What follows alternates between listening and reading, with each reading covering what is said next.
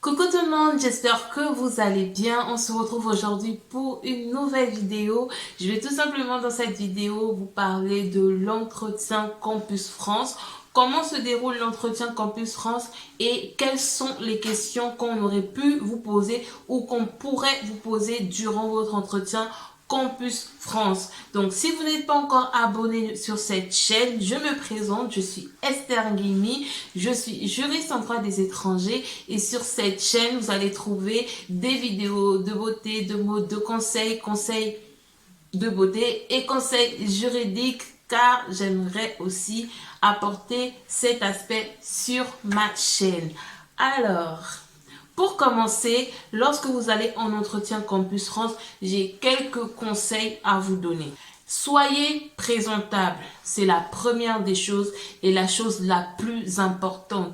Comme je le dis souvent, quand on se présente à quelqu'un, quand on va vers quelqu'un, la première chose que cette personne voit de nous, c'est tout simplement notre présentation physique. C'est pourquoi il est très important de soigner votre présentation physique. Partout où vous allez, vous devez toujours essayer d'être présentable parce que c'est la première image que vous renvoyez. Donc, je vous conseille, comme un entretien d'embauche, de mettre une tenue adéquate, une tenue adaptée pour un entretien. Ça peut être une chemise comme moi maintenant.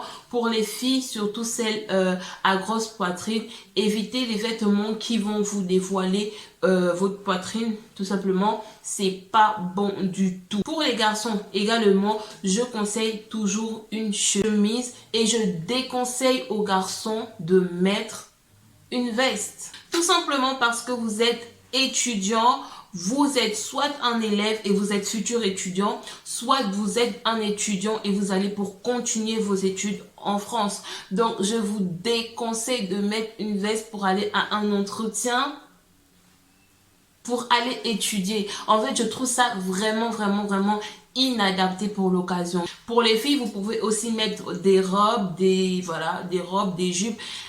Assurez-vous quand même que votre jupe dépasse le bas des genoux et aussi assurez-vous que vos pantalons ou vos jeans ne seront pas trop révélateurs. La tenue est très importante parce que c'est la première image de prime abord, c'est ce qu'on voit. Donc désolé si on vous juge à votre apparence, mais c'est tout simplement ça le monde dans lequel on vit. La deuxième chose que j'aimerais donner comme conseil avant de passer à l'entretien, c'est tout simplement de ne pas couper la parole à votre interlocuteur. Donc, lorsque vous serez en échange, attendez jusqu'à ce que votre interlocuteur ait terminé de poser sa question avant de pouvoir répondre. Le deuxième conseil que j'aimerais vous donner, c'est d'éviter au maximum les fautes d'orthographe.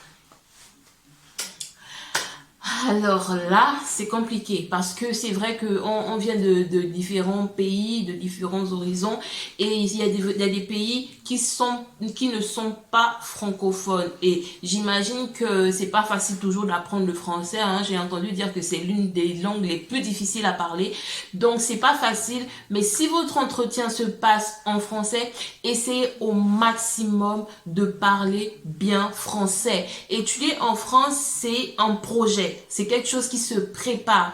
Donc, prenez le temps de vous préparer pendant même une année. Généralement, c'est pendant une année parce que quand on prépare son bac, on sait déjà que l'année prochaine, on aimerait aller étudier en France. Ou encore, si vous êtes comme moi, vous voulez venir en France après votre licence.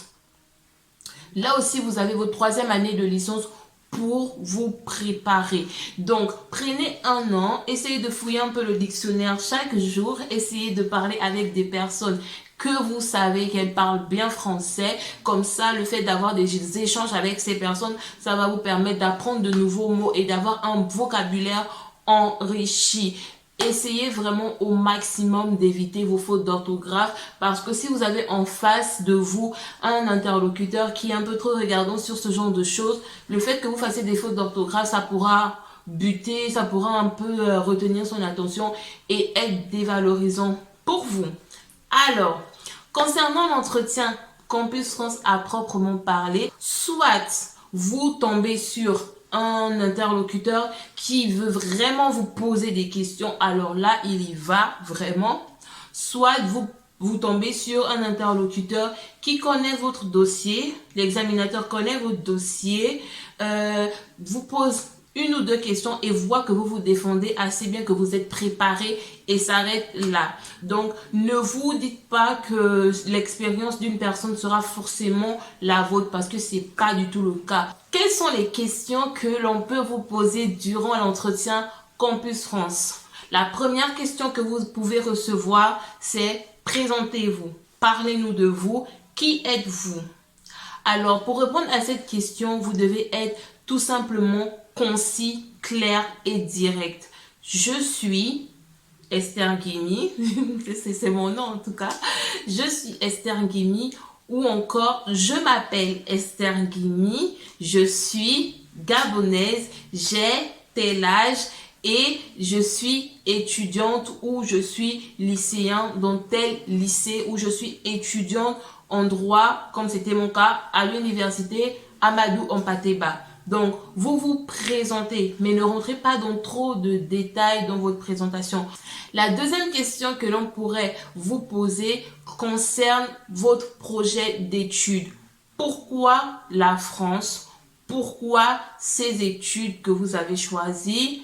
Et quel est votre projet d'études? Donc, pourquoi vous avez choisi de venir en France? Là, vous devez avoir des réponses vraiment convaincantes. Préparez-vous, ne donnez pas des réponses que tout le monde vous donnerait. Donc, c'est pas ce que moi je vais dire que vous devez forcément dire. Vous savez pourquoi vous avez choisi la France.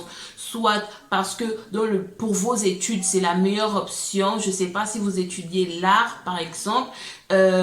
Sachant que si vous venez du Gabon, au Gabon, il n'y a pas vraiment d'école d'art comme en France. Bah, vous pouvez parler de ça en disant que c'est une bonne opportunité pour moi parce que en France, il y a des écoles adaptées pour des étudiants en art. Donc, des écoles qui sont bien réputées pour faire des études d'art. Toutefois, quand vous répondez à cette question, essayez vraiment de ne pas dévaloriser le pays dans lequel vous vous trouvez. Donc, ne faites pas des comparaisons style par rapport à ici. Franchement, je pense que la France est le meilleur pays dans lequel je pourrais continuer mes études. Tout simplement parce que la personne qui vous écoute est sûrement originaire de ce pays, a peut-être fait ses études dans ce pays et a réussi et ne comprendra pas pourquoi aux yeux de ce nouveau pays vous idéalisez ou vous mettez un peu bas votre pays d'origine. Donc ne faites pas ça. Donc la deuxième question que l'on pourrait vous poser, c'est pourquoi avez-vous choisi de faire telle ou telle étude? Et là, la réponse, elle est tout simplement subjective. Ça dépend de pourquoi vous avez voulu faire ces études. Et là, je ne vais vraiment pas apporter de réponse parce que ça dépend de vous. La troisième question que l'on pourrait vous poser, c'est quel est votre projet d'études? Il faut savoir que le projet d'études et le projet professionnel sont deux choses complètement différentes. Donc, quand on vous parle de projet d'études, on vous demande de dire comment vous allez procéder, quelles sont les formations que vous allez faire pour arriver à votre projet professionnel. Donc, différence à faire et c'est très important de différencier le projet d'études du projet professionnel.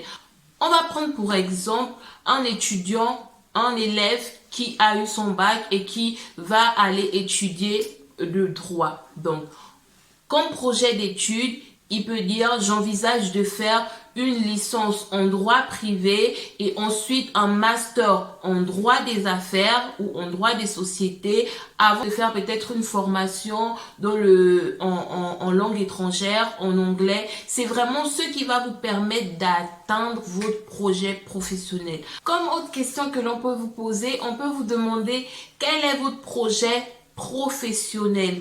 Alors là, vous allez parler de ce que vous envisagez comme carrière. Peut-être vous avez décidé de faire d'abord de travailler d'abord comme juriste dans une entreprise avant de pouvoir vous intéresser à tel autre secteur. En fait, là, vous devez vraiment être capable de parler de votre projet professionnel. Qu'est-ce que vous envisagez comme profession?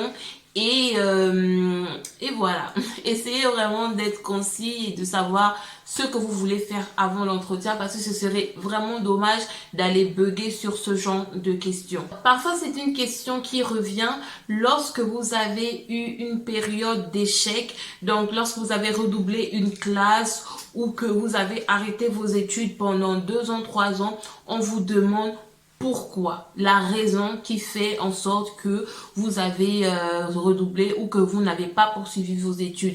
Sur ce point, moi, je vous conseille d'être honnête.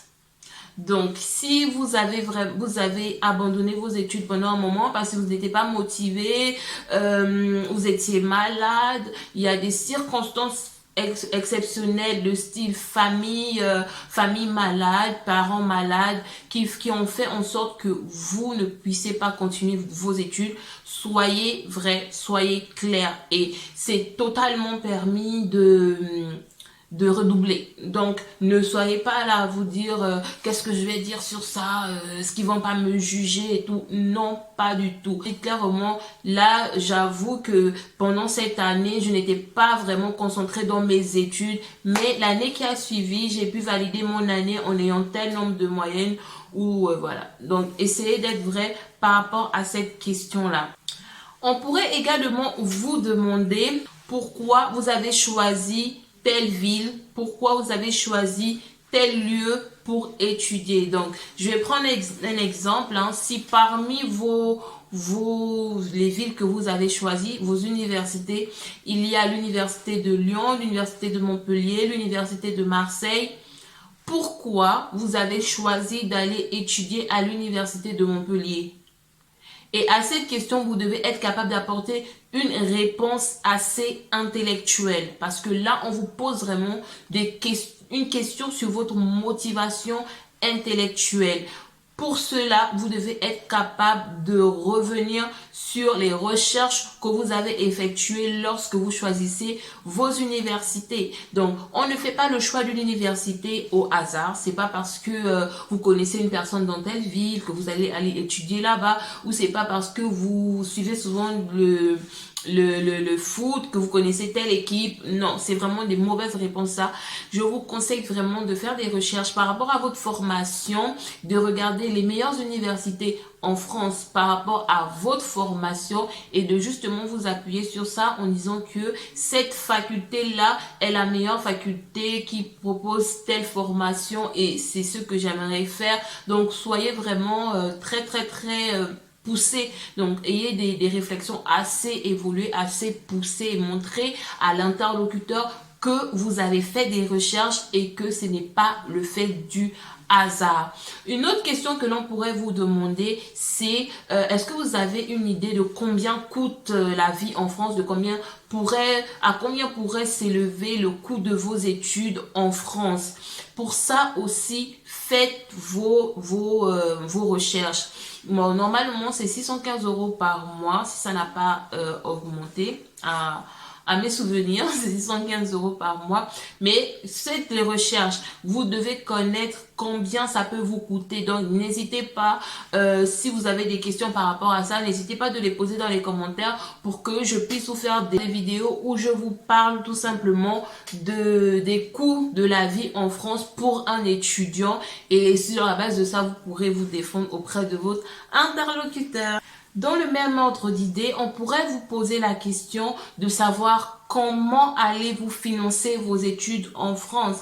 Et là, pour le coup, je vous recommande de parler du financement prévu à cet effet. Donc, si ce sont vos parents qui vont financer vos études, dites j'ai mon père ou ma mère qui a bloqué la somme de temps sur un compte pour que je puisse aller étudier en France. Si vous avez un garant en France qui vit en France, dites j'ai mon oncle tel qui travaille en France et qui se porte garant pour me financer mes études. Si vous avez une attestation comme quoi il se porte garant, présentez-la.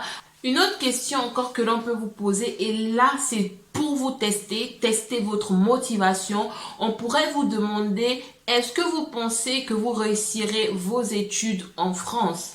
Et là, vous devez montrer votre détermination, votre